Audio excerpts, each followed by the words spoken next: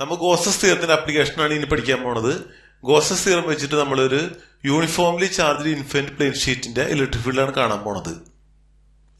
സാധാരണ നമുക്കറിയാൻ പറ്റും, ഒരു ചാർജ് കിട്ടിയിട്ടുണ്ടെങ്കിൽ ആ ചാർജിന്റെ ഇലക്ട്രിക് ഫീൽഡ് കാണാൻ വേണ്ടി എന്ത് ചെയ്യും, നമ്മൾ ഇപ്പൊ ഈ പോയിന്റിൽ ഇലക്ട്രിക് ഫീൽഡ് കാണണമെങ്കിൽ നമ്മൾ എന്ത് ചെയ്യും, അവിടെ 1 കൂളംബ് വയ്ക്കും. നമ്മൾ എന്ത് ചെയ്യും, അവിടുത്തെ ഫോഴ്സ് കാണും. ആ ഫോഴ്സിന്റെ വാല്യൂ എത്രയാണ്, 1/4πe0 Q/r² ആണ്. r എന്ന് പറയുന്നത് ഇവര് തമ്മിലുള്ള ദൂരമാണ് r. അപ്പൊ ഇങ്ങനെ ഈ ഫോഴ്സ് ആണ് ഇലക്ട്രിക് ഫീൽഡ് എന്ന് പറയുന്നത്. അപ്പൊ ഇലക്ട്രിക് ഫീൽഡ് എന്ന് പറയുന്നത് ഒരു യൂണിറ്റ് ചാർജിന്റെ മേലുള്ള ഫോഴ്സ് ആണ്. പക്ഷെ ഇവിടെ യൂണിഫോംലി ചാർജ്ഡ് പ്ലെയിൻ ഷീറ്റ് ആകുമ്പോൾ ഷീറ്റും ഒരുപാട് ചാർജ് ഇരിക്കുന്നുണ്ട്. അപ്പോ അത്രയധികം ചാർജുകൾ നമുക്ക് കൂട്ടിയെടുക്കുക എന്ന് പറയുന്നത് എളുപ്പമല്ല. ഓരോ ചാർജിന്റെയും ഫീൽഡ് കണ്ടിട്ട് സൂപ്പർ പൊസിഷൻ പ്രിൻസിപ്പിൾ വെച്ച് കൂട്ടിയെടുക്കുക എന്ന് പറയുന്നത് പ്രായോഗികമായി നടക്കുന്ന കാര്യമില്ല. അതുകൊണ്ട് തന്നെ നമ്മൾ എളുപ്പ വഴിയായിട്ടാണ് നമ്മൾ ഗോസസ് തിയറം ഉപയോഗിക്കുന്നത്. അപ്പൊ ഗോസസ് തിയറം വെച്ചുകൊണ്ട് നമുക്ക് വളരെ എളുപ്പത്തിൽ ഒരു പ്ലെയിൻ ഷീറ്റിന്റെ ചാർജ് പ്ലെയിൻ ഷീറ്റിന്റെ ഇലക്ട്രിക് ഫീൽഡ് കാണാം. അപ്പൊ ആ മെത്തേഡാണ് നമ്മൾ ഇനി പഠിക്കാൻ പോണത്. ഞാനൊരു പ്ലെയിൻ ഷീറ്റാണ് ഇനി വരയ്ക്കാൻ പോണത്. ഇപ്പൊ ഇതൊരു പോസിറ്റീവ്ലി ചാർജ്ഡ് പ്ലേറ്റ് ആണ്. അപ്പൊ പോസിറ്റീവ് ചാർജാണ് ഞാനിവിടെ വരയ്ക്കുന്നത്. നമ്മൾ ഇവിടെ പോയിന്റ് എടുക്കുകയാണ്. ഈ പോയിന്റിലെ ഗോസിയൻ സർഫസ് ആണ് വരയ്ക്കാൻ പോണത്. അപ്പൊ ഈ നമുക്കറിയാൻ പറ്റും, ഈ ഗോസസ് തിയറം അപ്ലൈ ചെയ്യുന്ന സമയത്ത് ഏതെങ്കിലും പോയിന്റ് ഇലക്ട്രിക് ഫീൽഡ് കാണണമെങ്കിൽ ആ പോയിന്റിലൂടെ കടന്നു പോകുന്ന ഒരു ഗോസിയൻ സർഫസ് എടുക്കും. എന്നിട്ട് ആ ഗോസിയൻ സർഫസിലൂടെ എത്ര ഫ്ലക്സ് കടന്നു പോകുന്നു കണ്ടെത്തും. ആ ഫ്ലക്സ് കണ്ടെത്തിയിട്ട് അതിൽ നിന്ന് നമ്മൾ ഇലക്ട്രിക് ഫീൽഡ് കണ്ടെത്തുന്ന മെത്തേഡാണ് ഉപയോഗിക്കുന്നത്. അപ്പൊ ഇവിടെ ഈ പോയിന്റിലൂടെ കടന്നു പോകുന്ന ഗോസിയൻ സർഫസ് ആണ് ഞാൻ ഇനി വരയ്ക്കാൻ പോണത്. ഇപ്പൊ നമ്മൾ നോക്കിയറിയാൻ പറ്റും, ഒരു ഷീറ്റാണ് ഇവിടെ കാണിച്ചിരിക്കുന്നത്. ആ ഷീറ്റിലൂടെ കടന്നു പോകുന്ന ഗോസിയൻ സർഫസ് ആണ് നമ്മൾ നീല കളറിൽ വരച്ചിരിക്കുന്നത്. അത് പോയിന്റ് പിയിലൂടെയാണ് കടന്നു പോകുന്നത്. അപ്പോൾ നോക്കിക്കഴിഞ്ഞാൽ മനസ്സിലാക്കാൻ പറ്റും, ഇവിടെ ഇലക്ട്രിക് ഫീൽഡ് കടന്നു പോകുന്നത് ഈ എഡ്ജ് സർഫസിലൂടെ മാത്രമാണ്. അപ്പൊ ഈ എഡ്ജ് സർഫസ് ഞാനിവിടെ ഷെയ്ഡ് ചെയ്യാൻ പോവുകയാണ്. ഞാൻ ഗ്രീൻ കളർ കൊണ്ടാണ് ഷെയ്ഡ് ചെയ്യുന്നത്. അതേപോലെ തന്നെ അപ്പുറം എന്ത് സംഭവിക്കുന്നുണ്ട്, ഇലക്ട്രിക് ഫീൽഡ് കടന്നു പോകുന്ന സ്ഥലം ഞാൻ ഗ്രീൻ ഇതുകൊണ്ട് ഷെയ്ഡ് ചെയ്യുന്നു. അത് കഴിഞ്ഞ് പിന്നെ ഈ റെക്ടാങ്കുലർ ബോക്സിന് നോക്കിക്കഴിഞ്ഞാൽ ഇവിടെ ഒരു സൈഡുണ്ട്, തൊട്ടപ്പുറത്തെ സൈഡുണ്ട്. അത് കൂടാണ്ട് തന്നെ 4 സൈഡുണ്ട്. മുകൾ ഭാഗവും അടിഭാഗവും 2 സൈഡൊക്കെ കൂടിയിട്ട് 4 സൈഡുണ്ട്. മൊത്തം കൂട്ടുമ്പോൾ 6 സൈഡുണ്ട്. അപ്പൊ ഇതില് ഈ ഗ്രീൻ കളറിൽ കാണിച്ചിരിക്കുന്ന സ്ഥലത്തൂടെ മാത്രമാണ് ഇലക്ട്രിക് ഫീൽഡ് കടന്നു പോകുന്നത്. അപ്പൊ ഇലക്ട്രിക് ഫീൽഡ് കടന്നു പോകുന്നതാണ് ഞാൻ ഇനി വരയ്ക്കാൻ പോണത്.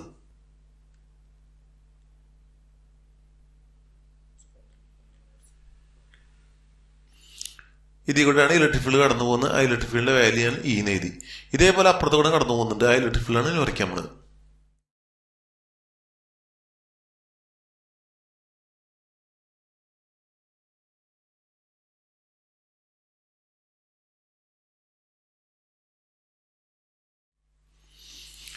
അപ്പൊ അവിടെ ഞാൻ ഗ്രീൻ കളറിൽ കാണിച്ചിരിക്കുന്ന സ്ഥലത്തൂടെ മാത്രമേ നമ്മളെ ഇലക്ട്രിക് ഫീൽഡ് കടന്നു പോകുന്നുള്ളൂ. അപ്പൊ ഫ്ലക്സ് എന്ന് പറയുന്നത് ഈ ഗ്രീൻ സ്ഥലത്തൂടെ ഗ്രീൻ കാണിച്ചിരിക്കുന്ന ഏരിയയിൽ മാത്രമേ ഫ്ലക്സ് ഉള്ളൂ. മറ്റു സ്ഥലങ്ങളിലൊന്നും ഫ്ലക്സ് നിലനിൽക്കുന്നില്ല, ഫ്ലക്സ് കടന്നു പോകണില്ല. അതുകൊണ്ട് നമ്മളിവിടെ ടോട്ടൽ ഫ്ലക്സ് കാണുന്ന സമയത്ത് നമ്മൾ ഈ 2 എഡ്ജ് സർഫസുകൾ, 2 അറ്റത്തുള്ള സർഫസുകൾ മാത്രമേ കൺസിഡർ ചെയ്യേണ്ടതുള്ളൂ. ഇനി നമ്മൾ അടയാളപ്പെടുത്താൻ പോണത് ഒരു വെക്ടർ ഏരിയയാണ്. ഈ സൈഡിലെ ഒരു ഏരിയ ഉണ്ട്. ആ ഏരിയനെ കാണിക്കുന്ന അത് നമ്മൾ കാണിക്കുന്നത് DS എന്ന് പറയുന്ന ഒരു വെക്ടർ കൊണ്ടാണ്, സിമ്പിൾ കൊണ്ടാണ് കാണിക്കുന്നത്. അപ്പൊ DS എന്ന് പറയുന്നത് ഇവിടുത്തെ ഈ സൈഡിലെ ഏരിയൽ വെക്ടറാണ്. ഇതേപോലെ തന്നെ അപ്പുറത്ത് എന്തുണ്ട്, ഒരു ഏരിയൽ വെക്ടർ ഉണ്ട്. അതിന്റെ ഡയറക്ഷനും ഇലക്ട്രിക് ഫീൽഡിന്റെ ഡയറക്ഷൻ തന്നെയാണ്.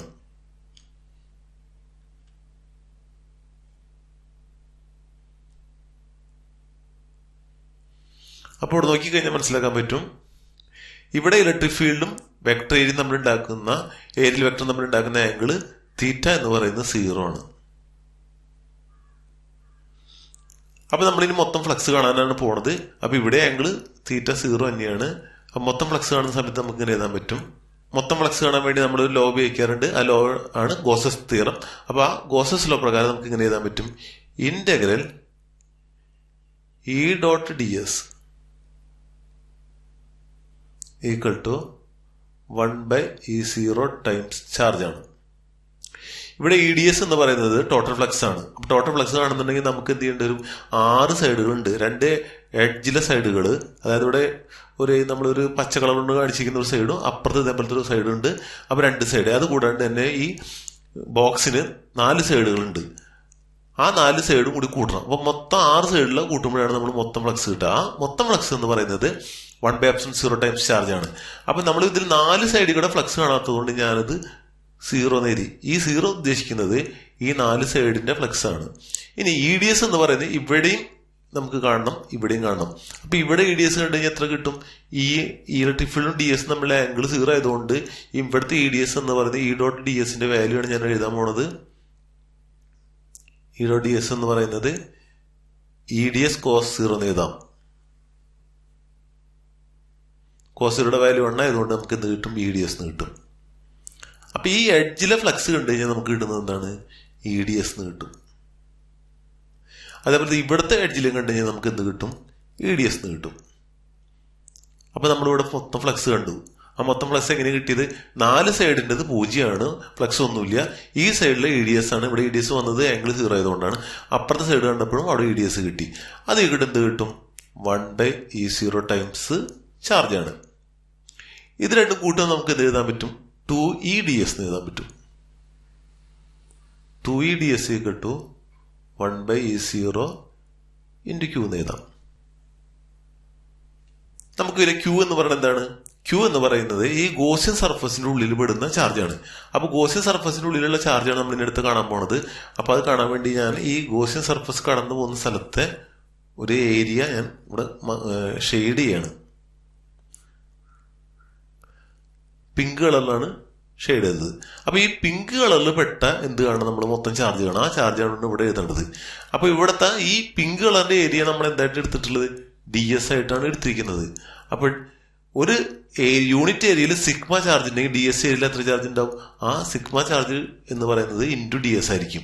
അപ്പൊ മൊത്തം ഈ ഏരിയയിൽ പെട്ട ചാർജ് Q എന്ന് പറയുന്നത് സിഗ്മ DS ആണ്. ഒരു യൂണിറ്റ് ഏരിയയിൽ സിഗ്മ ചാർജ് ഉണ്ടാവുമ്പോൾ DS ഏരിയയിൽ എത്ര ചാർജ് ഉണ്ടാവും? സിഗ്മ DS ഉണ്ടാവും. അപ്പൊ Q എന്ന് പറയുന്നത് ഈ ഗോസിയൻ സർഫസിന്റെ ഉള്ളിൽ പെട്ട ചാർജാണ്. അതിന്റെ വാല്യൂ എന്ന് പറയുന്നത് സിഗ്മ DS ആണ്. അപ്പൊ നമുക്ക് അടുത്ത സ്റ്റെപ്പ് ഇങ്ങനെ എഴുതാൻ പറ്റും.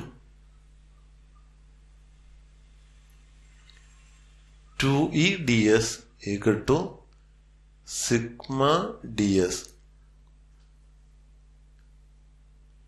/ε0 എന്ന് എഴുതാം.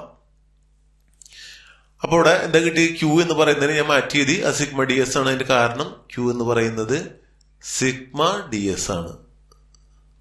സിഗ്മ എന്ന് പറയുന്നത് ചാർജ് ഡെൻസിറ്റി ആണ്. DS എന്ന് പറയുന്നത് ഇവിടെ ഏരിയ ആണ്. അപ്പൊ അത് പ്രകാരം നമുക്ക് ഇങ്ങനെ കിട്ടി. ഈ DS നമുക്ക് ക്യാൻസൽ ചെയ്ത് കളയാൻ പറ്റും. അപ്പൊ DS എന്ന് പറയുന്ന ഏരിയ അപ്പുറത്തും വെട്ടി കളഞ്ഞാൽ നമുക്ക് എന്ത് കിട്ടും? E = സിഗ്മ /2E0 എന്ന് കിട്ടി. ഇപ്പൊ നമുക്ക് എന്താ കിട്ടിയത്? ഈ പോയിന്റ് ഇലക്ട്രിക് ഫീൽഡാണ് കിട്ടിയത്. അപ്പൊ ഒരു ചാർജ് ഷീറ്റിന്റെ ഇലക്ട്രിക് ഫീൽഡ് കണ്ടു കഴിഞ്ഞാൽ നമുക്ക് കിട്ടുന്നത് സിഗ്മ /2E0 ആണ്. ഇതിന്റെ ശ്രദ്ധിക്കേണ്ട കാര്യം, ഇത് ഡിസ്റ്റൻസിനെ ഡിപ്പെൻഡ് ചെയ്യണില്ല എന്നുള്ള കാര്യം നമ്മൾ ശ്രദ്ധിച്ച് പഠിക്കണം. ഇത് ഇൻഡിപെൻഡന്റ് ഓഫ് ഡിസ്റ്റൻസ് ആണ്. ഇത് ഡിസ്റ്റൻസിനല്ല ഡിപ്പെൻഡ് ചെയ്യുന്നത്, ഡെൻസിറ്റിനെ മാത്രമേ ഡിപ്പെൻഡ് ചെയ്യുന്നുള്ളൂ, പിന്നെ E0നെ മാത്രം ഡിപ്പെൻഡ് ചെയ്യുന്നുള്ളൂ. അപ്പോൾ ഒരു ഷീറ്റിന്റെ ഇലക്ട്രിക് ഫീൽഡ് കാണാൻ ചോദിച്ചു കഴിഞ്ഞാൽ അതിന്റെ പ്രത്യേകതയും കൂടി നമ്മൾ ഓർത്ത് വെക്കണം. അത് ഇൻഡിപെൻഡന്റ് ഓഫ് ഡിസ്റ്റൻസ് ആണ്. ഈ വാല്യൂ ബൈ ഹാർട്ട് പഠിക്കണം. കാരണം നമ്മൾ കപ്പാസിറ്റർ ഒക്കെ പഠിക്കുന്ന സമയത്ത് 2 പ്ലേറ്റുകളാണ്, ഒരു പ്ലേറ്റ് പോസിറ്റീവോ മറ്റു പ്ലേറ്റ് നെഗറ്റീവോ. അപ്പൊ അതിന്റെ ഇലക്ട്രിക് ഫീൽഡ് കാണാൻ ഈ ഫോർമുല നമുക്ക് സഹായിക്കും. ഇത് ഒറ്റ ഷീറ്റിന്റെ ഇലക്ട്രിക് ഫീൽഡാണ് നമ്മൾ കണ്ടത്. കപ്പാസിറ്റർ ആകുമ്പോൾ 2 പ്ലേറ്റ് ഉണ്ടാവും. ആ 2 പ്ലേറ്റിന്റെ ഇലക്ട്രിക് ഫീൽഡുകൾ കണ്ടു കൂട്ടേണ്ടി വരും. ആ സമയത്ത് ഇത് ഉപകാരപ്പെടും. അവിടെ ഇത് ഫോർമുല ബൈ ഹാർട്ട് ആക്കണം.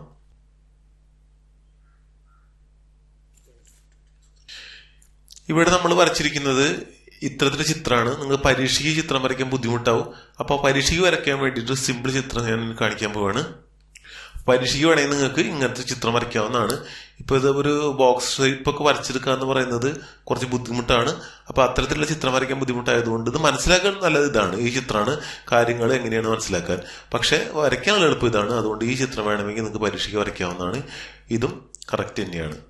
NCERT ബുക്കിൽ നമ്മൾ ഇത്തരത്തിലുള്ള ചിത്രമാണ് വരച്ചിട്ടുള്ളത്. പക്ഷേ ഈ ചിത്രവും വേണമെങ്കിൽ വരയ്ക്കാവുന്നതാണ്.